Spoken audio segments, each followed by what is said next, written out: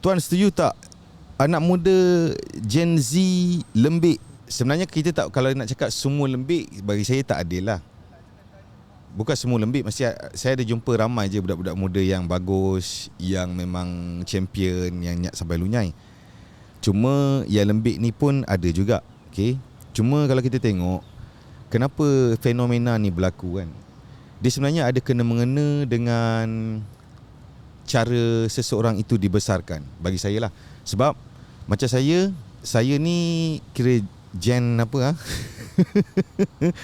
sebab saya tengok kalau ketika saya membesar dulu, dan saya membesar, dan budak-budak Gen Z sekarang ni dia membesar dalam keadaan dah ada teknologi, ada media sosial, ada internet. Kemudian mereka dibesarkan oleh parents yang dah banyak dah banyak source.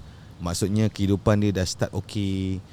Dan kebarangkalian untuk ketika zaman kanak-kanak ni terlalu banyak bantuan tu adalah sangat tinggi. Okey, banyak dibantu. Semualah kalau korang tengok sekarang pun konsep pergi sekolah pun beg tolong angkatkan. Lepas tu macam-macam lah nak dibandingkan dengan zaman kita dulu. Kita banyak independent. So kita belajar menyesuaikan diri kita, adapt dengan sesuatu keadaan sebab kita terpaksa. Sebab mak bapak kita kena kerja, hidup ni struggling, keras dan sebagainya. Dan parenting yang zaman dulu dengan sekarang, kaedah dia tak sama. Okay, sekarang ni bila dah banyak tips-tips apa benda, pakar-pakar apa kongsi parenting apa semua, dia kaedah dia dah lain. So sejajar pula dengan perkembangan teknologi, internet semua. Jadi ada banyak faktor yang menyebabkan Gen Z hari ni selalu mudah koyak, emosi mudah tercalar, cepat down, uncertainty, banyak ketidakpastian. So sebab bagi saya, kalau saya pun membesar dalam kalangan Gen Z ni, saya rasa saya pun tak tahu lagi macam mana boleh survive ke tak. Sebab very challenging guys. Dulu kita tak tahu, ketika kita membesar, kita tak tahu another side of world. Kita tak tahu macam mana orang kaya, kita tak tahu kehidupan orang lain, kita tak tahu bagaimana perkahwinan orang lain, kita tak tahu macam mana kehidupan orang lain setiap hari. Cuma hari ni kita didendangkan dengan setiap hari orang-orang yang kan sekarang ni dah jadi trend, semua orang kongsi dia masak apa, kongsi dia pergi mana, dia share dia buat apa, dia share apa suami dia bagi, berapa nafkah dia sebulan, semua benda orang share kat media sosial. So Gen Z ni dia hidup dengan benda-benda yang ini. So kecenderungan untuk dia mula melihat diri dia berbanding dengan orang lain adalah sangat tinggi. So kesan dia akan jadi stres, dia selalu judge diri dia, dia cepat give up, dia rasa dia loser. So dia banyak judge diri dia tau. So ini kesan-kesan dia lah. Okay, jadi itu antara challenge dan apa yang berlaku kepada Gen Z hari ni. Very challenging. Okay, so bagi saya, kalau nak survive untuk Gen Z, nombor satu, dia kena, kalau dia nak consume media sosial boleh, tapi dia kena pilih apa konten yang dia nak tengok. Kebanyakan orang tengok konten random. Saya tak buat kerja random kan, tengok scroll random.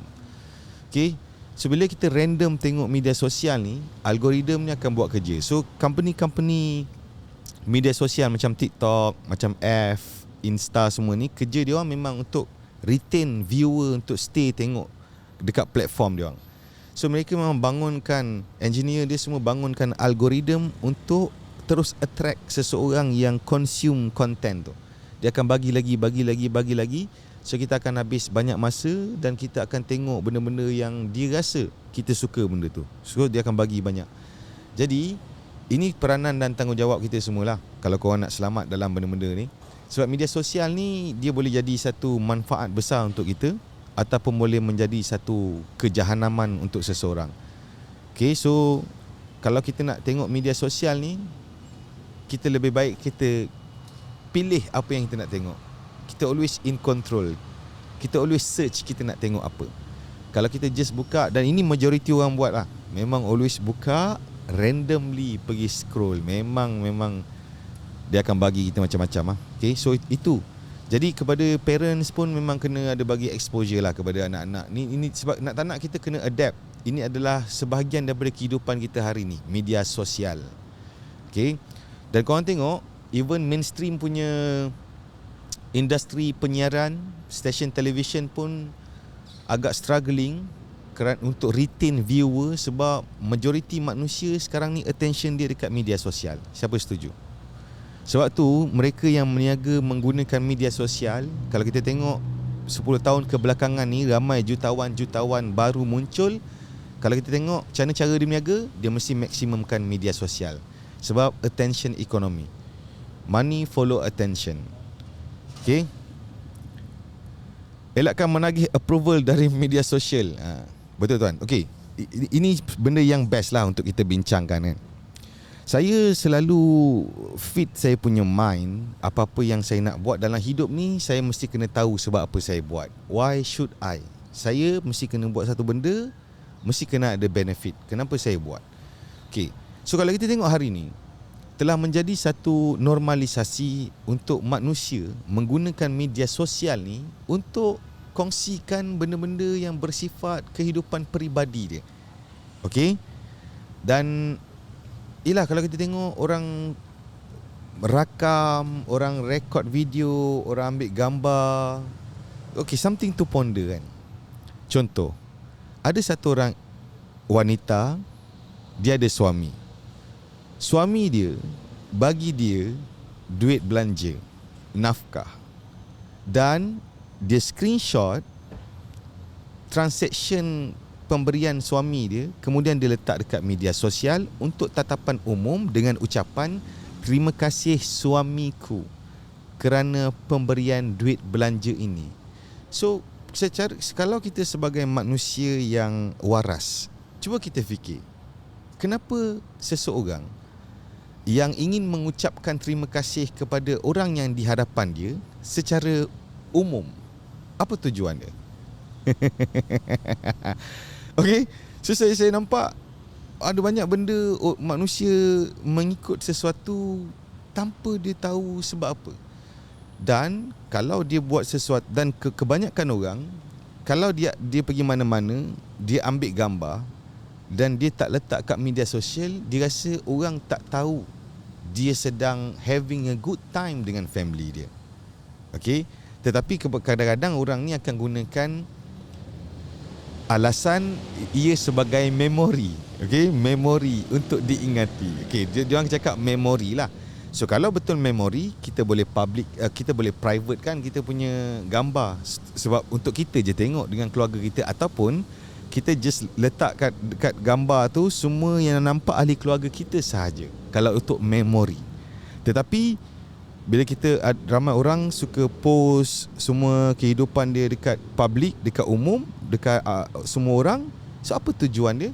Sebab dia nak, dia tak perasan. Ada dua keadaan. Satu, orang tu dia perasan bahawa dia perlu orang lain like, orang lain komen sesuatu untuk dia rasa okay, rasa happy, rasa bahagia.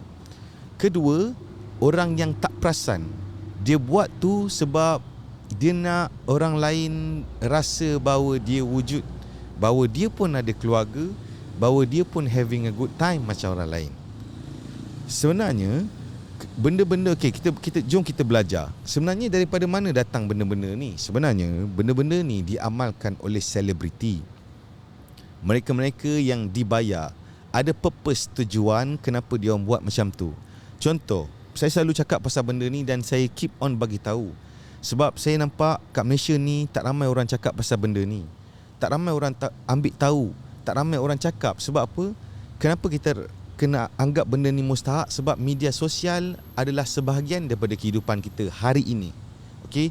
Media sosial menjadi satu instrumen komunikasi yang penting untuk manusia di era ini. Sama ada korang setuju atau tak, media sosial memainkan peranan penting dari segi kita berkomunikasi sesama manusia. Cuma dalam keadaan itu, okay, dalam keadaan itu, so ada orang dia faham, ada orang dia tak tahu kenapa dia buat satu benda. So at the end of the day, apabila dia tak faham kenapa dia buat sesuatu, maka dia akan mengundang banyak perkara-perkara yang melibatkan emosi, drama, persengketaan, perselingkuhan dan sebagainya. Okey? Kebutuhan, di bahasa Indonesia bukan bahasa Melayu. Kebutuhan tu yang bahasa Indonesia punya. Tak percaya, kau tengok dekat masyarakat. Even mungkin kau ada orang yang kau kenal pun. Berapa ramai orang hari ni yang bermasam muka hanya kerana story dekat WhatsApp. Berapa ramai orang hari ini bermasam muka sebab kawan dia ada post sesuatu yang dia rasa itu adalah dia. Kau tengok. So kalau kau rasa benda-benda ni tak memberikan impak dalam kehidupan kita sebagai manusia, dia memberi impak yang sangat-sangat besar. Jadi apa yang kita nak kena buat ialah, saya menyeru kepada kawan-kawan semua yang mempunyai akal dan otak yang waras. Dan yang the sad part is, saya tengok ada orang yang dia pergi duduk hotel ni pun dia bagi tahu hotel tu kat mana, tingkat berapa, blok apa, dan macam-macam guys. So kita dah banyak kali dah tengok pendedahan demi pendedahan, bagaimana orang yang kena rompak, orang yang kena scam dan sebagainya, hanya kerana apabila dia suka promote, post benda-benda peribadi kat media sosial. Kita tengok ramai dah yang kena benda-benda macam tu. Kita tak tahu siapa yang melihat kita kat luar sana. Okay? Jadi apabila sebenarnya kita kena kembali mengamalkan konsep private life. Okay? So kita boleh guna media sosial, tetapi kita mesti kena amalkan privacy of life. Tak kisah kau orang kaya ke, orang biasa ke, kerja kerajaan ke, kita semua kena ada privacy of life. Dan satu lagi keadaan, contoh, satu orang, dia ada anak dia umur lebih kurang setahun lebih. Okay? Kemudian dia ucapkan selamat hari jadi dekat anak dia, dekat story, dekat Facebook, yang mana anak dia tu pun tak ada media sosial dan tak boleh baca lagi pun. So why not dia pergi ke anak dia, dia ucapkan selamat hari jadi kepada anak dia terus. Faham tak? Okay? So benda-benda macam ni lah, benda-benda macam ni lah yang sebenarnya dia akan mengakibatkan banyak kejahanaman di dalam pemikiran manusia. Sama ada korang setuju atau tak. Hari ni korang tengok guys, hari ni korang tengok, telah menjadi satu trend, telah menjadi satu kebiasaan untuk kita cerita apa-apa masalah yang kita lalui kepada semua orang. Entah sejak bila kita bila ada masalah, kita kena bagi tahu seluruh dunia guys. Sejak bila perkara ni telah menjadi satu normalisasi. Tapi hari ni sesiapa ada masalah, kita terus cerita kat seluruh dunia. Dan sebenarnya kalau kita tengok, masalah yang diceritakan ke seluruh dunia tu, dia takkan solve. Dia akan jadi semakin banyak masalah. Jadi kepada kawan-kawan yang saya kasih sekalian, marilah kita semua menggunakan kepala otak kita dengan passion dan kejalan yang sangat-sangat jitu guys. Kalau kita nak buat satu benda dalam hidup ni, kita mesti kena tahu, why am I doing this? Kenapa aku kena buat benda ni? Apakah manfaat yang aku dapat daripada perbuatan aku ini? Dan apakah kesan-kesan negatif yang akan berlaku kepada hidup aku selepas ini? Okay? So itu dia antara benda-benda ni. Ini saya rasa benda ni kira mustahak lah. Kalau Twitter lagi kau guys, korang tengok kat Twitter lagi keras. Twitter telah menjadi satu medan untuk kau kalau ada rasa apa tak best, kebutuhan, cerita kat Twitter luar bla. Kita seolah-olah yang the sad part apa tau? Kita ni sebagai orang Islam, yang orang Melayu yang penuh adab dan tata susila, seolah-olah sudah tidak ada lagi. Kita dah tak ambil, tak peduli dah pasal bahawa selepas kita hidup di dunia ni, kita akan ditanya semula tentang apa yang kita buat ketika kita mati nanti. Seolah-olah dah tak ada benda tu. So kita sukati je kita nak cakap apa benda dan sebagainya. Okay? Jadi sebab tu kepada mereka yang main media sosial, yang mungkin buat konten, tidak dinafikan akan ada ketika tiba-tiba orang masuk dalam kau punya live, dalam kau punya video, tiba-tiba dia maki hamun kau. Sebab apa? Sebab inilah sebenarnya dunia media sosial yang random. Kita pun tak tahu apa orang tu lalui dalam hidup. Kita tak tahu guys. Ada manusia memang dia sedang lalui tekanan tahap tinggi dalam hidup dia, dan ada orang dia memang suka luah kat sesiapa je, dia lepaskan dia punya marah. Okey, kadang-kadang dalam lift dia tekan-tekan banyak kali. Okey, padahal benda tu dah keluar lampu. Tekan, padahal tak tahu dia marah apa benda. Kemudian bila pergi office, kita tegur dia selamat pagi, diamlah. Maaf. So benda-benda ada orang dia memang macam tu. Dan bila ada media sosial, jadi dia menjadikan media sosial ni sebagai salah satu platform untuk dia melampiaskan marah dan apa yang dia lalui dalam hidup. Sebab tu kalau korang yang main media sosial, buat konten, buat video, so jangan ambil pot banyak sangat tentang komen-komen negatif. Sebab sudah tentulah kau bayangkan manusia jenis apakah yang tiba-tiba masuk tibai orang yang tak ada pokok pangkal. Dan tentulah dia manusia yang sedang sugul. Okey.